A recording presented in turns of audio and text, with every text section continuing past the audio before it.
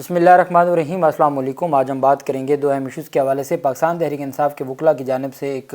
Alarming news دی گئی ہے اور انتہائی تشویشناک ہے، وہ ہے عمران خان کو ٹارچر کرنے کے حوالے سے، اور ساتھ عمران خان کو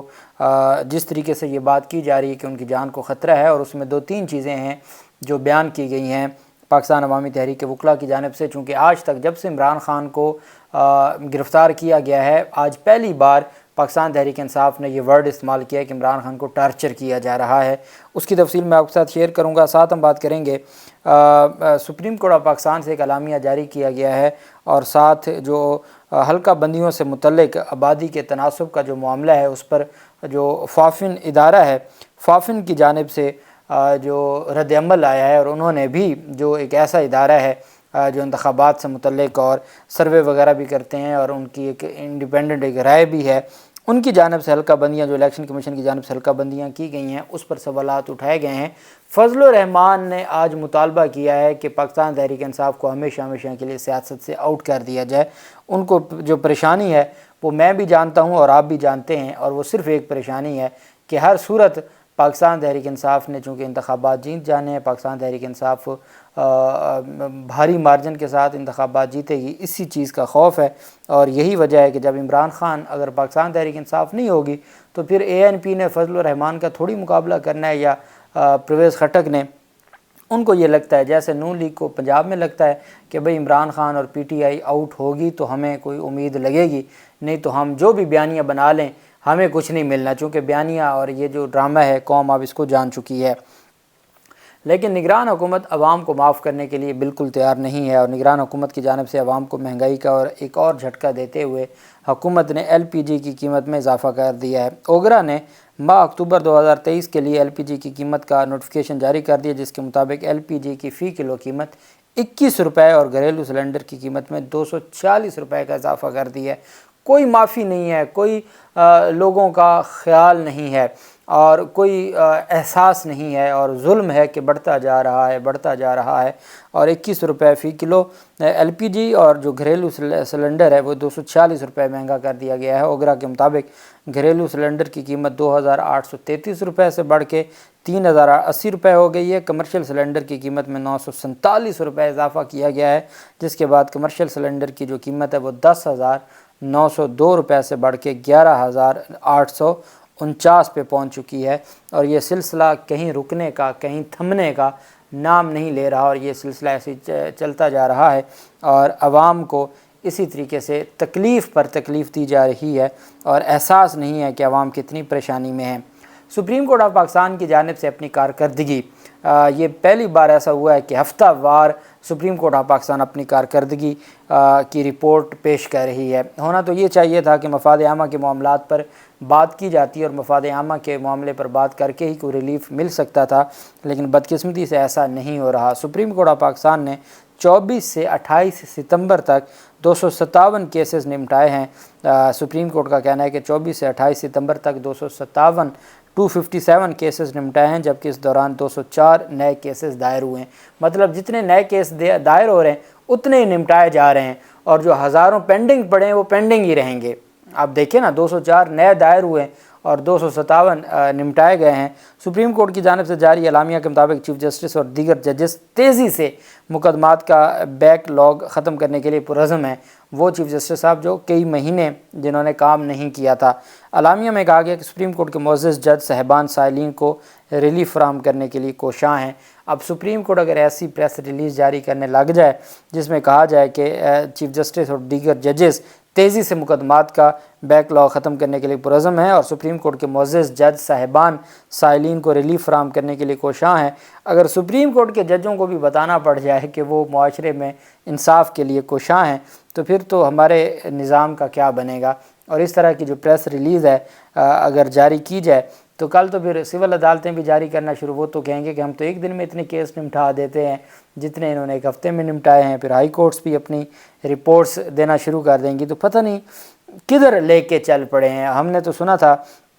جج نہیں بولتے، ججوں کے فیصلے بولتے ہیں، لیکن اب جج ہی بول کے بتا رہے ہیں کہ جی ہم نے اتنے کیسز اور ہم تو جناب انصاف کے لیے بڑی تگ و دو کر رہے ہیں اور ہم تو عوام کو مکمل طور پر ریلیف دینے کے لیے اپنی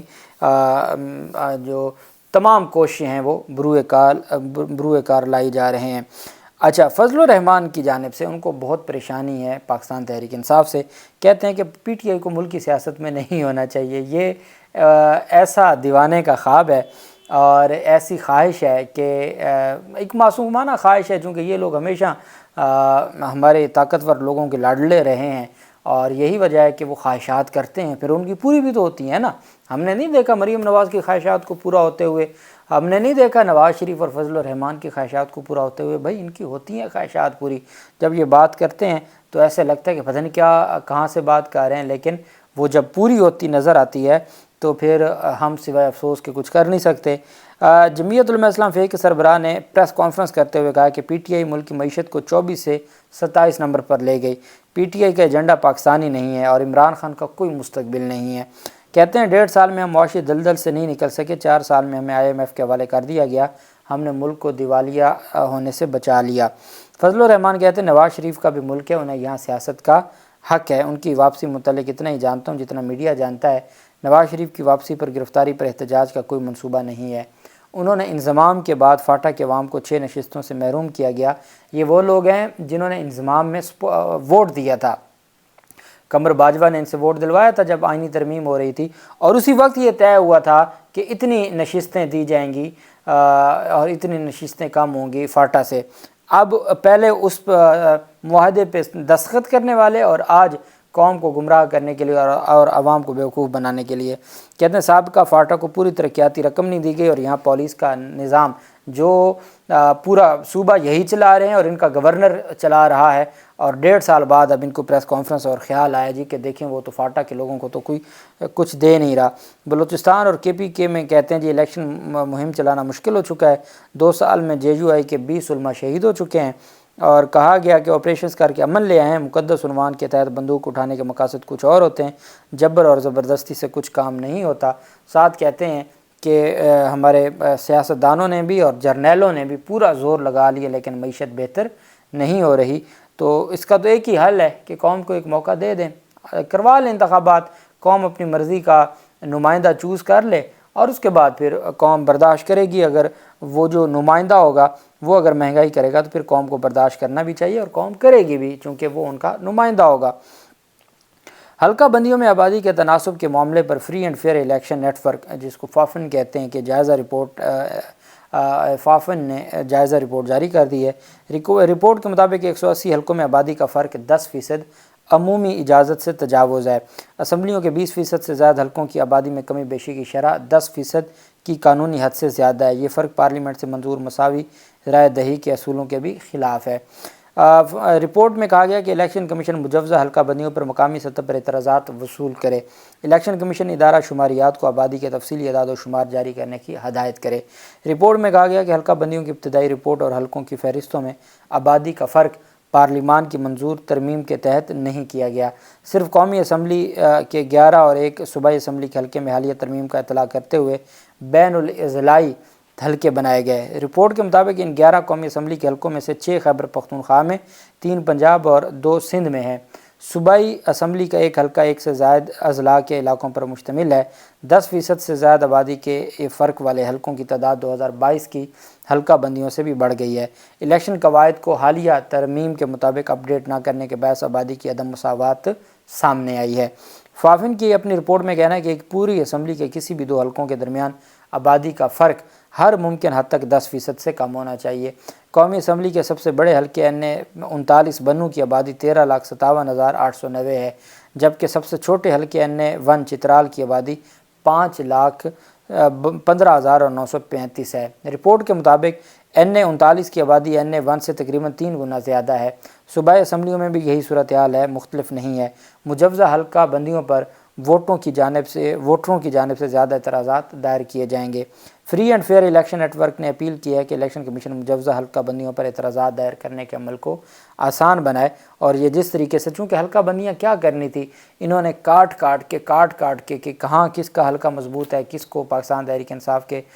شخص کو یا رہنما کو کمزور کرنا ہے، کہاں سے نون لیگ کو سپورٹ مل جانی ہے، کہاں سے پیپلز پارٹی کو سپورٹ مل جانی ہے، بس یہی کیا گیا ہے اور تو کچھ ہوا نہیں ہے۔ بنوں میں کس طریقے سے کہاں فضل الرحمان کو سپورٹ ملنی ہے اور کہاں ایم کیو ایم کو ملنی ہے، اور اس طریقے سے یہ سارا نظام چلایا گیا ہے اور قوم کی آنکھوں میں دھول جھونکا گیا ہے۔ دوسری جانب پاکستان تحریک انصاف کے چیئرمین عمران خان کو 5 اگست کو گرفتار کیا گیا تھا اور 16 اگست میں دوسرے مقدمے میں گرفتاری شامل کی گئی جو سائفر کا مقدمہ تھا۔ 29 اگست کو عمران خان کی سزا سسپینڈ ہو گئی، لیکن جو ضمانت ہے وہ ضمانت آج تک نہ ڈیسائیڈ کر سکی ہماری عدالت، اور عمران خان نے 3 سال کی سزا میں اتنی دیر قید نہیں رہے جتنا ضمانت میں رہ چکے ہیں۔ عمران خان اٹک جیل میں تھے، اور اٹک جیل میں چونکہ وہاں پر ABC کوئی کلاس نہیں ہے، صرف وہاں پر عام قیدیوں کے لیے ہے، اور ان کو لگتا تھا کہ عمران خان انتہائی تکلیف میں ہوں گے۔ بارش آتی تھی تو چھت گرتی تھی، واش روم کی دیواریں چھوٹی تھیں، سامنے کیمرے لگا دیے گئے، سارا کچھ ہوتا رہا، اور جس طریقے سے کھانا وغیرہ دیا جاتا تھا وہ بھی سب کے سامنے تھا۔ اس کے باوجود چونکہ عمران خان وہاں ایڈجسٹ ہو گئے تھے، وہاں واک وغیرہ کر سکتے تھے، اور اس طرح کی ان کو زیادہ تر یہی ہے کہ اوپن انوائرمنٹ مل جائے اور وہ واک کر لیں۔ اب جب انہوں نے دیکھا کہ عمران خان تو نہیں ٹوٹ رہے اور کسی بھی صورت میں وہ کمپرومائز کرنے کو تیار نہیں ہیں، اور وہ ان کے جو یہ بیانات تھے کہ میں اپنے آپ کو ایڈجسٹ کر چکا ہوں، یہ ان کے اوپر ایک بم بن کے گرتے تھے، تو اڈیالہ جیل منتقل کر دیا گیا۔ اڈیالہ جیل میں کہا گیا کہ B کیٹیگری جو عمران خان کا قانون کے مطابق حق ہے، جو عامر فاروق صاحب فیصلہ دے چکے ہیں، اس کے باوجود B کیٹیگری کا کہہ کے C کیٹیگری دی گئی عمران خان کو، اور وہاں پر ایک تنگ سے سیل میں رکھا گیا ہے اور انتہائی تکلیف میں رکھا گیا ہے، اور عمران خان کو واک کرنے کی اجازت نہیں ہے، اور بند سیل میں رکھا گیا ہے، اور عمران خان کی جان کو خطرہ ہے۔ اور حتیٰ کہ پاکستان تحریک انصاف کے وکلاء نے، شعیب شاہین نے باقاعدہ پریس کانفرنس کی ہے اسلام آباد پریس کلب میں، جبکہ نعیم پنجوتا جو کہ ترجمان ہے پاکستان تحریک انصاف کے چیئرمین کے اور ان کے اٹارنی بھی ہیں، انہوں نے کہا ہے کہ عمران خان کو ٹارچر کیا جا رہا ہے۔ یہ پہلی دفعہ جملہ استعمال کیا گیا ہے تشدد اور ٹارچر کا پاکستان تحریک انصاف کے وکلاء کی جانب سے۔ 5 اگست سے 30 ستمبر تک کبھی انہوں نے یہ بات نہیں کی تھی، اب وہ مجبور ہو گئے ہیں چونکہ ان کے ساتھ اڈیالہ جیل میں جو سلوک روا رکھا جا رہا ہے وہ ٹارچر اور تشدد ہے، ان کی جان کو شدید خطرہ ہے، ان پر پابندیاں لگا دی گئی ہیں، ایک چھوٹے سے سیل میں قید کیا گیا ہے، اور ان کو حتیٰ کہ وہ واک بھی نہیں کر سکتے۔ اسلام آباد ہائی کورٹ کا واضح احکامات تھے کہ ان کو جیل مینول کے تحت جو ان کا حق بنتا ہے، جو ان کی کیٹیگری بنتی ہے وہ ان کو دی جائے، لیکن نہیں دی جا رہی، اور ان پر تشدد کیا جا رہا ہے، ٹارچر کیا جا رہا ہے، یہ وکلاء کا کہنا ہے پاکستان تحریک انصاف کے ساتھ۔ انہوں نے کھانے کے حوالے سے بھی خطرات اور خدشات کا اظہار کیا ہے کہ عمران خان کا کھانا بھی ان کو صحیح نہیں دیا جا رہا، جس کی وجہ سے ان کے لیے کافی مسائل ہیں۔ ہم دعا کرتے ہیں کہ اب میرے خیال میں تو ان کو اسلام آباد ہائی کورٹ کی بجائے Lahore high court Rawalpindi bench سے رجوع کرنا چاہیے تھا، چونکہ اڈیالہ پنجاب میں آتا ہے، اور پرویز الہی نے بھی جیل سہولیات کے لیے اڈیالہ جیل میں Pindi bench Lahore high court میں ہی درخواست دائر کی ہوئی ہے، بجائے اس کے کہ عامر فاروق صاحب کے پاس جاتا، چونکہ ان پہ اعتماد نہیں ہے عمران خان کو۔ لیکن چونکہ پاکستان تحریک انصاف کی وکلا ٹیم بہتر جانتی ہے، انہوں نے کہا ہے کہ وہ اسلام آباد ہائی کورٹ سے سوموار والے دن رجوع کریں گے۔ اللہ پاک پاکستان کا حامی و ناصر ہو۔ بہت شکریہ۔ اللہ حافظ۔ پاکستان زندہ باد۔